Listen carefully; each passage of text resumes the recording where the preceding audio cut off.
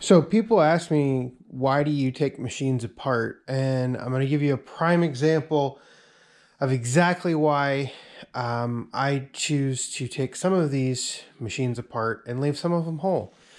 So I'm working on this 85 318 that I said a couple videos ago I was going to part out. And when I originally said I was going to part it out, I did get a couple emails. Why are you going to do that? You know, what's the reasoning behind it? It looks like a nice machine. In just the short period of time that I have been working on this, I can tell you this machine right here would have been an absolute monetary nightmare for multiple reasons. So to start off with, the PTO, which is sold already, but if you, and it was sold with the buyer knowing this, the bearing on the PTO is not bad, but it's noisy. So that's one problem that somebody's going to have to fix. At the same time, if you look over here, so here, there's two of those 318's that I bought that I've taken apart. This was the first one. This was from a 318 leaky steering cylinder. So it was going to have to be replaced at some point in time for a cost of somewhere between $140 and $300, depending on if you're buying new or used. This one right here, on the other hand, this came off this 85, but look at that. So there's probably a good, I don't know, 1/8 inch play in there. Well, come to find out, if you get to looking at it, somebody's actually, this is broken, and somebody's welded it back together, and you can see right in there. So this end has to come off. So no, this steering cylinder doesn't leak, but the end has to come off. And then I'm not really sure what happened back here.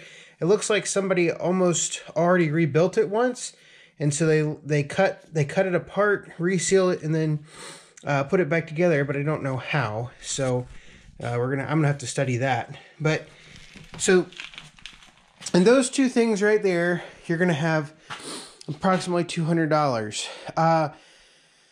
The front axle is worn out, absolutely worn out. There's no way I can adjust it, fix it, or anything else. It's just flat worn out. I am pretty convinced that the only thing good on this machine is the engine. Because if you look in here, I'm pretty sure that there is a leak somewhere on the steering column. I'm not sure where yet. I still have to identify it. But that is that's some awful slick dirt and grime on the steering column. Really going to have to look at that pretty hard to see what might have caused that. The fluid that came out of the transaxle looked okay, so that's good. The hydrostatic mechanism is pretty much, it's got so much play in it, it's not even funny. And so that's, those are just some of the things that you don't necessarily see on the surface, but you know, you can get yourself into these machines pretty deep, pretty fast, if you're not paying attention. Also, you know, a lot of folks like, oh, I'm going to buy this machine and part it out. I can flat out tell you, and this is just from many years of experience, if you have the intention of buying a machine and your safe gap is to part it out, you probably don't need to be buying it. The only reason I'm saying that is because what happens if you paid, I mean, we all know that I paid $1,200 for this 318, but I did it for a video purpose and the engine. And because I've said that in numerous videos. This machine's not worth what I paid for it. It's probably, I think if I was at an auction and it was by itself, I would have probably paid $600 to $800 for this machine tops. And that would mostly been from the engine.